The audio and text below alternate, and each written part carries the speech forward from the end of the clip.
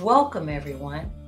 I am your host, Dr. Felicia J. Lindsay, founder of AGR Book Club. Welcome to Deliciously Lit, the podcast where adventure, books, and cuisine collide. If this is your first time to our channel, or if you've been here before, say hello. I'm back. D-Lit. Now, pour yourself a glass of your favorite beverage, settle in, and get ready for some deliciously lit fun.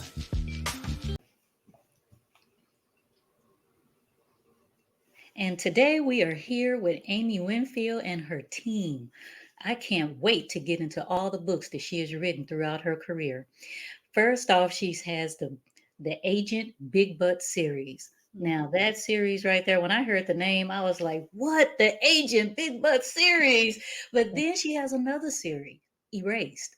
And she also has some standalone books. So now we're going to talk to the team. We're going to learn about everything that they put into their books and how they even got started.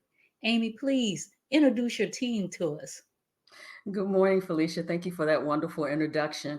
I'm Amy Winfield, and with me I have my writing and team with me. My son, this is my son Justin, Hello, and Justin. and my husband Joseph. Hello, So how you doing? Oh, Joseph. yeah, so they're my bounce off, and they keep me straight on where I'm going, and little twists and turns and nuances I may not be getting. And then one of the team members who isn't here today is my daughter Alexandria. She's been my editor and in chief and keeping me, making sure those periods go where they want and the commas should be. And so we've all been able to contribute to this wonderful writing career that Yeah. I started, and everybody's joined in.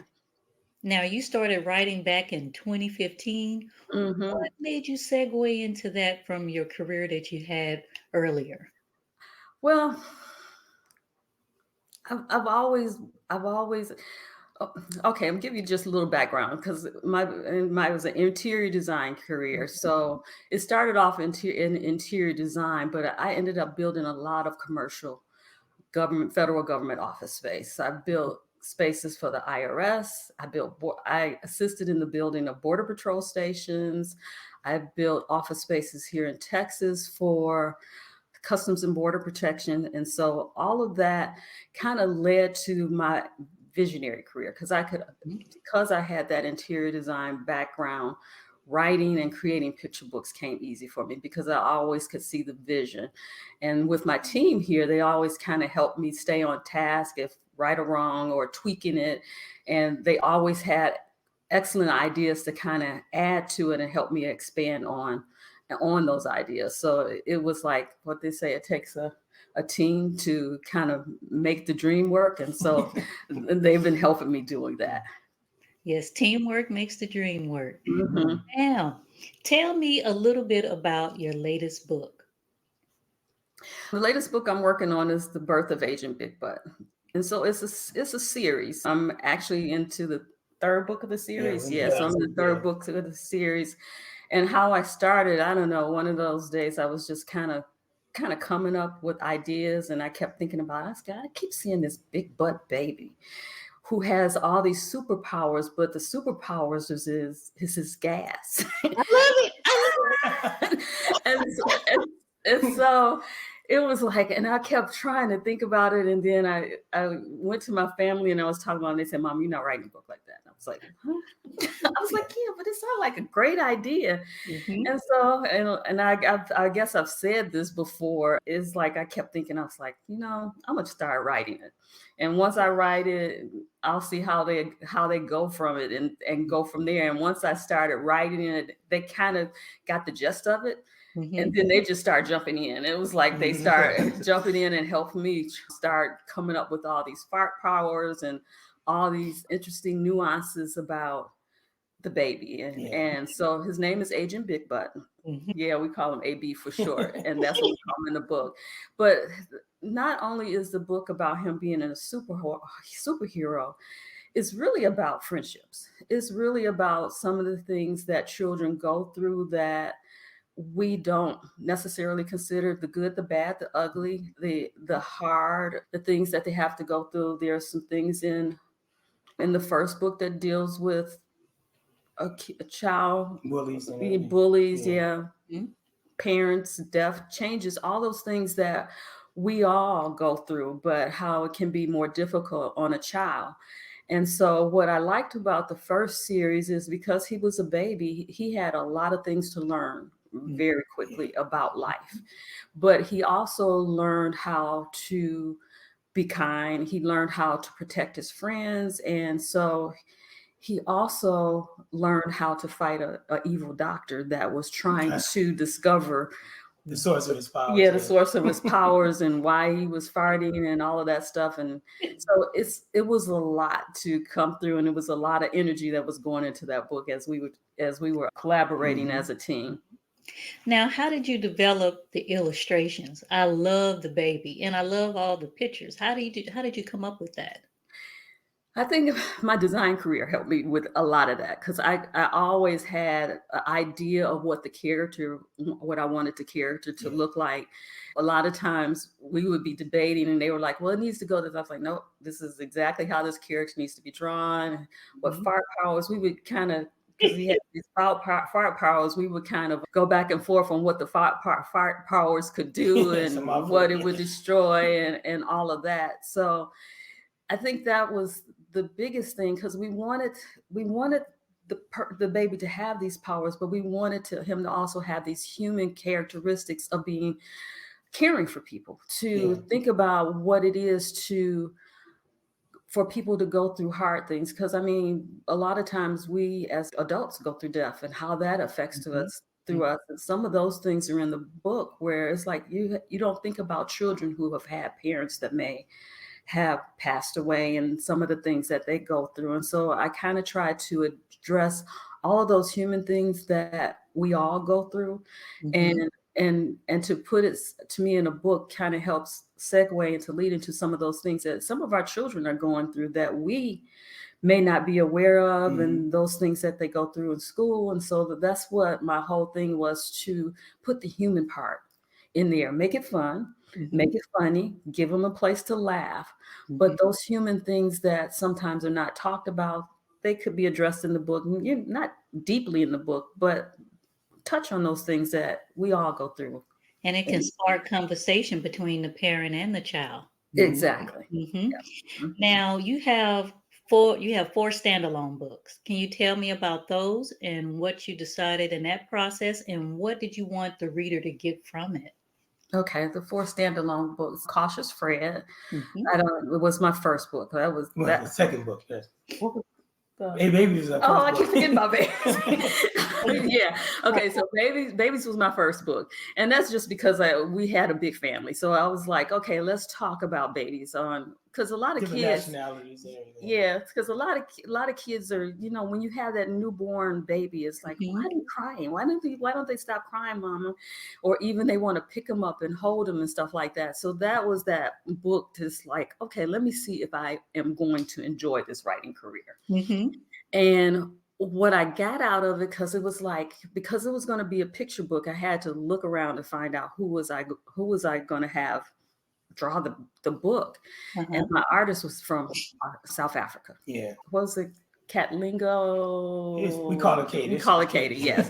Katie. So she drew my first book, Mama, Why Do Babies Cry? And that was like, oh, I can actually do this. This is good. And I like representing a lot of different nationalities. And Katie also helped me do the second book, which was Cautious Fred. Yeah. Okay.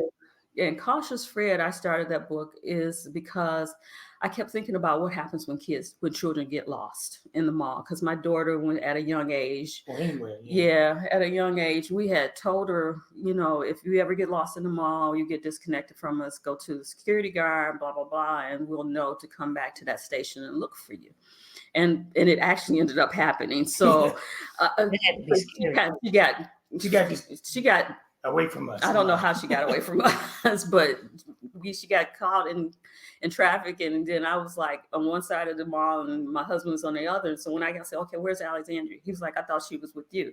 And so that entered that panic. But then we realized, oh, that was a learning lesson, because she went right to the guard station. She sat there and she stood there until we got back. So That was that, good. that Yeah. generated cautious Fred. It was like, how do you, if a kid get lost or what they do, how do you keep? Not just lost, even just, the whole book was about what kids are going to do when you're not around them, because none of us can be around our kids 24/7. Yeah. So it's teaching kids situational awareness. Yes. You're alone, you're coming off from school.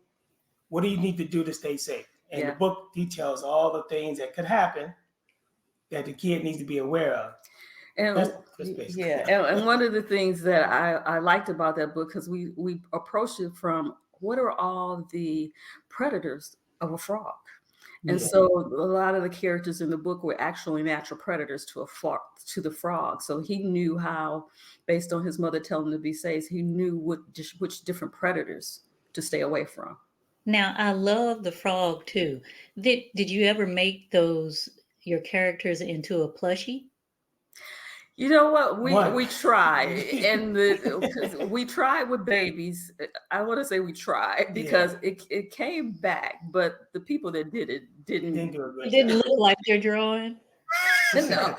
And so we got them sitting. I got them sitting on our couch, but they haven't gone anywhere. And then we haven't, based on all the writing we've done, we haven't pick that up again to see what we can do. But we definitely want to do a plushie with AB, and not just a plushie, but even figurines. That would be good.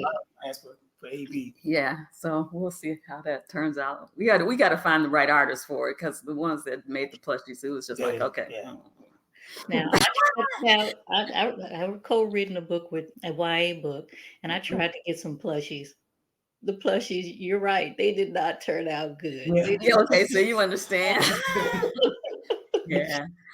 But tell us about Not Your Cheese. Well, not your cheese. That's right. It's not.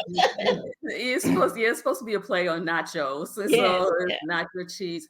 So Not Your Cheese was a book of, was it 2 or 3? 3 cheese proprietors. It was 2. It was 2 cheese. Tone and Cheddar. And so they were running this cheese shop that their parents had created, but they weren't very good at it. So they were having a hard time keeping the cheese shop going. And then they start running into natural people who wanted to take them down and keep them from succeeding. So it's a book about perseverance and learning how to, even though you have a hard time working through that. What was the thing in the book? Your hard day. What was your hard day? Maybe the hardest. What was Tom's? That was not. I think one of the main points about Not Your Cheese is the way it came to be. We were in Michigan visiting family, and we went into the store named Myers. I know Myers. Yeah, Myers. Oh, yeah. Okay, you know Myers. Now you're from Michigan? Cleveland.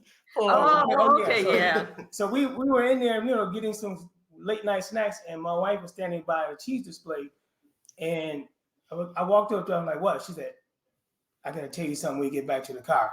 Yeah. And I'm like, "Oh, okay." So we get back to the car. And I said, "What's up?" She said, "What about a story about 2 mice and they run a cheese shop?" I'm like, "Okay."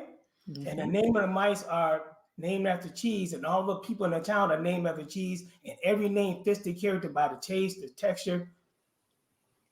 I said, "What would you call it?" She said, "Right now, I'm not sure, but we'll see." And then later it became Not Your Cheese, and the story developed, and it's one of my favorites. Yeah. Yeah. Now that is cute too, and that would be a cute plushie. Oh yeah, we could get it. Cheese body and have the mouse face. Mm-hmm. Yeah. Yes. And I don't know if you said this, but like you said, the characteristics of the cheese is the characteristics of the characters, whether they're spicy or angry, or whatever. So that was fun. Now, what about Unbearable? Oh yeah. Unbearable. It was just one of those books where I always thought about how, children, sometimes they have lives that are difficult. Sometimes us as parents, we have some things that are difficult going on in our lives that makes it difficult for our children. And so Unbearable was about a boy whose parents were, were going through some things, but he felt alone, and he ended up kind of walking through the woods, and he ran into this bear. Who, Yeah. you want to? No, this is one of my favorite. All the books are my favorites, really. But Unbearable started off really from the very beginning. We were riding around, in the car with the whole family with us, and my wife said, and I'm really like, what? She said, I don't know why the word unbearable sticking in my mind right now. And I'm like, okay. She said, think about it. The word unbearable has the word bear in it. I'm like, okay, so what about a bear who leads an unbearable life? Like, okay. And we know we swap these stories all the time. Everybody throwing in ideas in, and before you know it, Unbearable became a family out camping. They basically abandoned this 10-year-old boy. He wakes up and they're gone. He thinks he's waking up to them arguing, but he's really waking up to an argument that's between a bear and his wife. And he follows the voice. The door rips open of the cave, and there's Smokey, and the whole thing. He chased him down, and it's like, oh, don't eat me, please don't eat me, and then eat you. Why would I do that? And then the whole story starts. Friendship they got to really it was really under a lot of pressure, because as close as they were becoming, there was something they were headed towards that was going to probably destroy them. And it's and the thing about it, and I guess all my books is about a lesson for children to learn. And a lot of times we as adults, we're going through things, and it ends up taking our children through some hard and tough times. And so that was the whole purpose of Unbearable. How do you get a child that may be their parents may be going through some difficult things, but which puts them through difficult things, and how can you help them get through that? And this gruffy old bear, and sometimes everybody needs a gruffy old bear in their life to kind of help them get through the good, the bad, and sometimes the ugly. And that's what this book was. And they developed a kind of an interesting friendship along the way. If you don't mind me speaking up, Unbearable, much like, I think a common theme among all our books is a theme of friendship. Yes. No matter what type of friendship, how unusual, how strained, at the central part of it, there is the theme of friendship. And exactly. I think especially I think Unbearable especially highlights that theme amongst our books more by, bouncing around the idea of what if a boy and a bear went through these seasons. What would that book look like? Yeah. So now, Erased. Okay. Tell us about Erased. You want to know? So that was an interesting character. That it was just one day I was like, okay, what if you? Because I'm always hiring illustrators to illustrate my book, and I was like, what if you have? Because I was thinking about it. I was like, okay, I know a lot of people are drawing. They draw stuff that they're great at drawing, but they draw something that they don't like, and they want to get rid of it and erase it. Yeah. And I'm like, so this one, I was like, okay, what if the illustrator draws this strange character? I can't even remember all the different body parts, but it was because he wasn't like one particular animal. He had feet of something else. The elephant ears. Elephant ears and stuff like that. Where were the feet? The feet were chicken feet or something. Stork feet. He had a bunny ear on one, and then he had elephant ear on the other. And it was like, okay, what if an illustrator drew this strange character? And he was like, oh, I don't like it. I want to erase him. So you have the character. It was like, I'm alive and I want to stay alive. So I want to get to this book. Yeah. So he's running through the end of the book, and the illustrator is trying to erase him with the erase, and he's having. And one of the things I wanted to make it interactive. So the character was like, you see that dirty illustrator or something like that. So then that way, it's an eraser behind me, and it's like run. So it's like a way for the kids to interact with the character with all the different things that are happening to him. I like that. Yeah. Especially now how they have everything where you can pick the ending. Yeah, exactly. Some of those books. I like that too. Yeah. Now you have traveled to many places I'd love to go, but How did you incorporate all those travels? I know they took some of the things that you places you went to. I know it played into your books.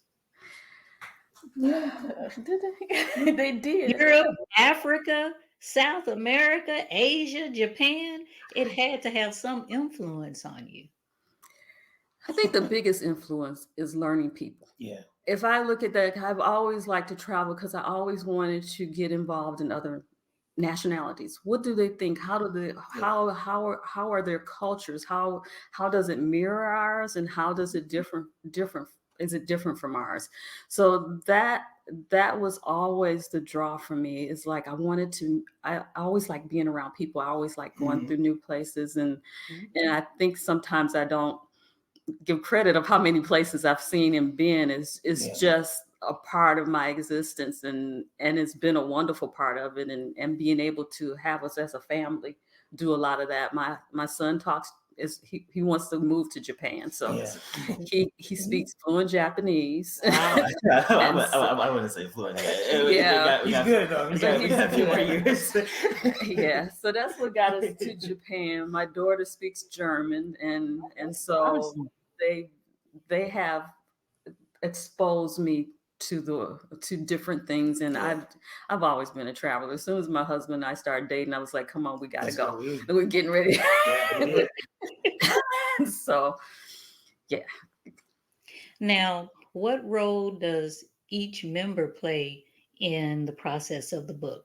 Can I have each member expound more on what you do?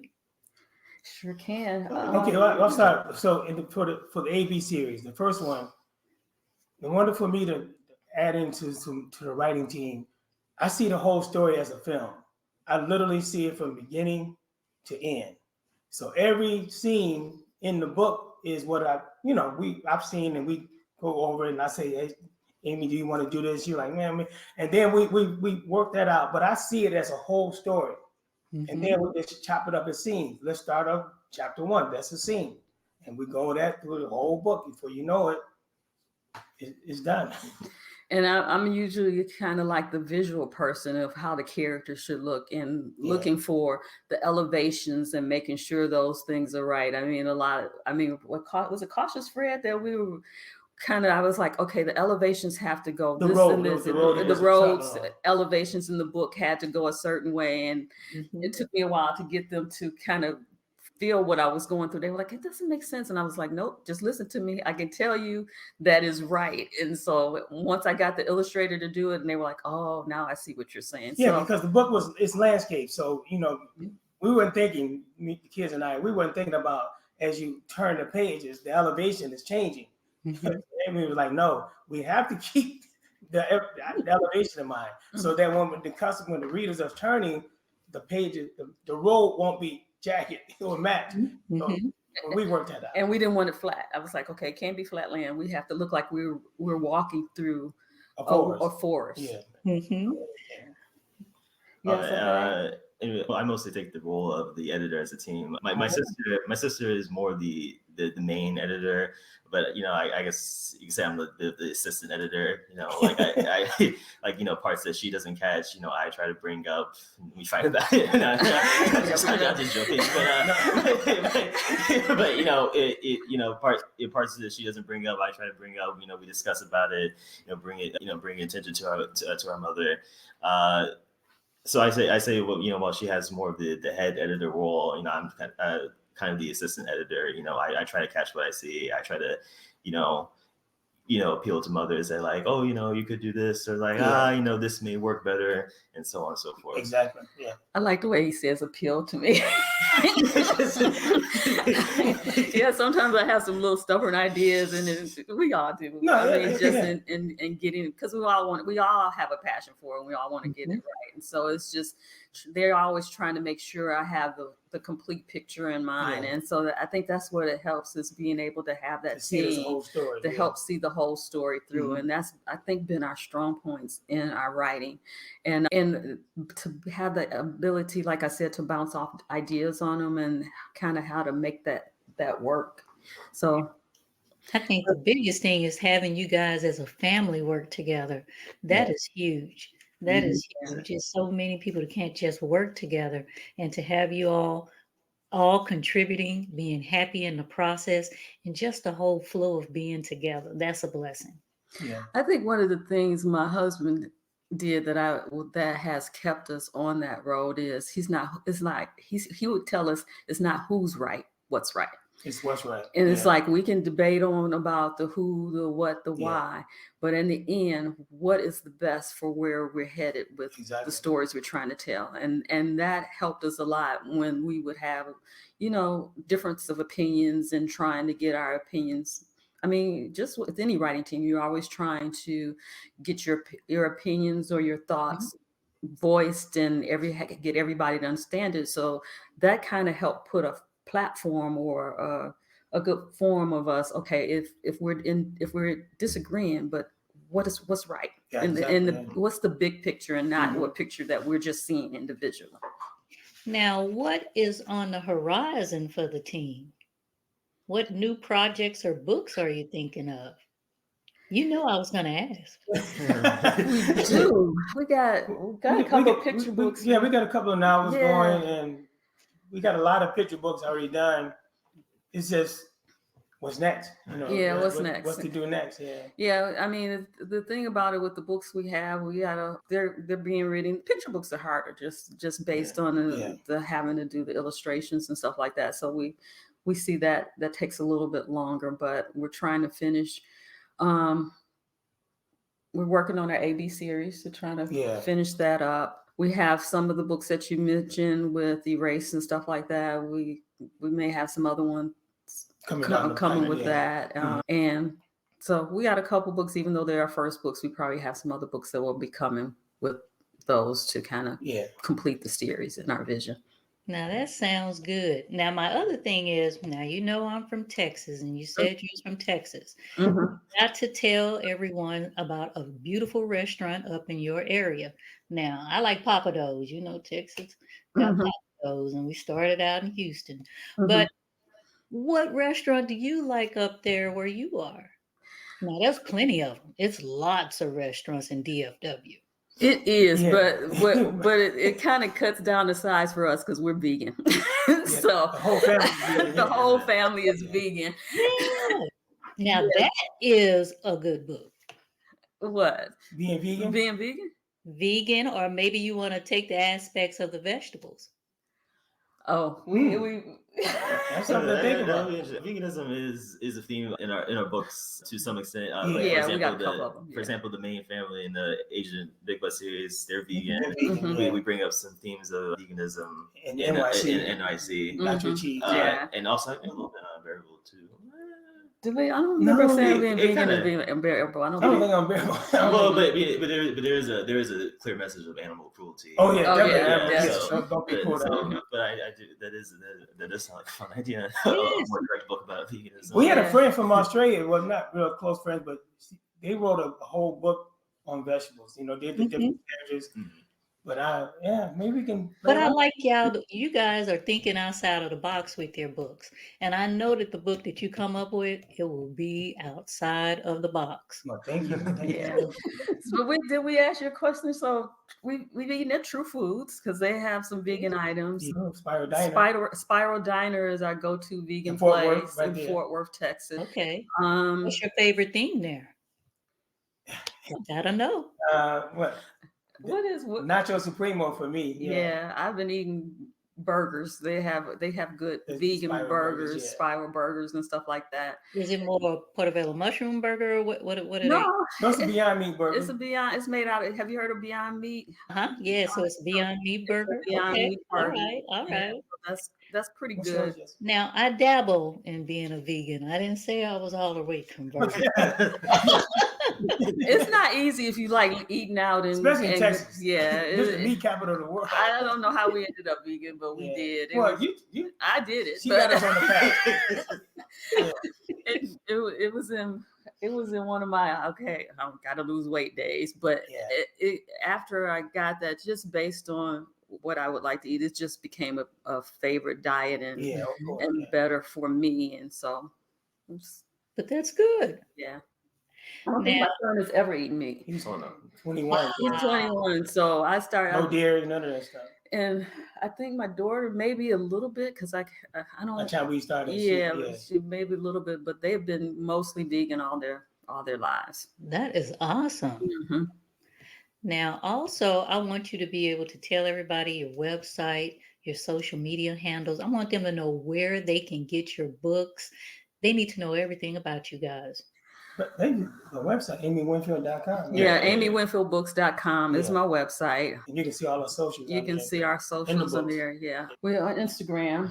I don't remember the handles for each of these. But they on the website. Are they all Amy Winfield or it's all Amy Winfield. So it's Amy Winfield for Instagram, for Facebook, for LinkedIn. I saw you had a LinkedIn. So every social channel, and what other social channel you had for?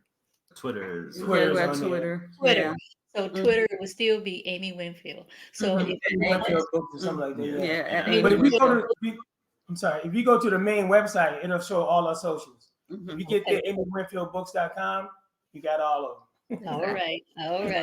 Now, where can everybody get that T-shirt? We want the T-shirt. Oh, you want the T-shirt? We want the T-shirt. Where do we get that T-shirt? If you're interested in a T-shirt, you can reach out to me directly at Amy Winfield. amywinfieldbooks.com. Let me know. We can do sizes. So basically, this is our average. That's our way of advertising our books. So we have them on the side of our cars and stuff like that. Yeah. So these T-shirts are a bit private billboards right now, but we're always happy to get. We like people to advertise our stuff. So if they're willing, it's a great shirt and a good way to start up a conversation. That's right. Well, thank you guys for coming on. I enjoyed meeting every one of you guys. And Alexandra, I'm sorry you couldn't be here, but I know you were here in spirit, and I would love to meet you one day. Now, when you have your next project, I invite you guys to come on out and tell us more about your projects again. Oh, okay. Definitely we will. And thank you for inviting us, and thank you for spending time with us. We enjoyed it very much. All right. All right. Take care. You have just listened to another episode of Deliciously Lit podcast with your host, Dr. Felicia J. Lindsay. Connect with us at bookclubpublishing.com. Don't forget to get the app, join the Facebook group, subscribe, and write us a review. See you at the next episode.